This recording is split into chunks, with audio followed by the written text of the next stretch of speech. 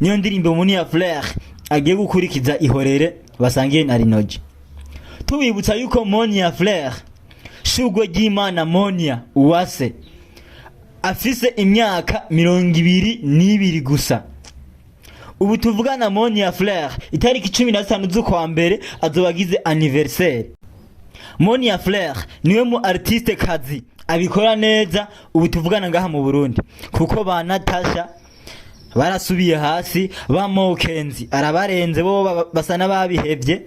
Ubu tuvugana Monia Flair niho mugiranya na ba Ines Lagere, aba bakobwa ba Esther Nishi bose arabarenze, ba Bernice.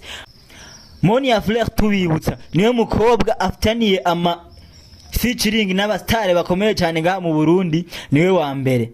Monia Flair bivugwa yuko asabana n'abandi bantu, afise umutima w'urukundo, yumvikana na bose. Monia Flair afise indirimbo nyinshi cyane, harimo na featuring n'abastare bakomeye nka Big Fizzo, Sat B. Biragoye kubona umuntu aftaniye featuring nabo bastare ko ari babiri.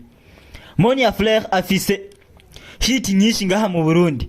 Monia Flair iyi ndirimbo ivyijoro agira kurikize tuyikuyemo yarasohoye ihorere ari kumwe na Rinoji, Peter ari kumwe na Phil Bite, Gakado ari kumwe na Sat B, Ryoha ari wenyene, Ruzonyica bayifatanije na B-Face afise indirimbo sana na Oleo ananipenda, Febre yaciye ibintu bari kumwe na Big Fizzo, Darling bari kumwe na Mokenzi Mona Warda yahoze abikora neza cyane, Mombebe na Farao.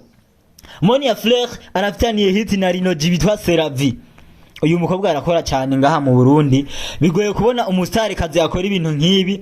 Tubibutsa ubu niwe mukobwa wa mbere mu Burundi abikora neza, uvyanka canke uvyemera. Uyu ni Celeste Umusomyi, muracari kuri Menya Nawe TV Plus 257.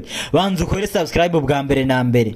Monia Flair iyi ndirimbo ivyijoro igiye guca ibintu, niyo ndirimbo igiye gutangura umwaka kuri Monia Flair. Iyi ndirimbo izokwica abantu, uravye challenge yonyene bayikoreye, ni indirimbo iryoshe cyane.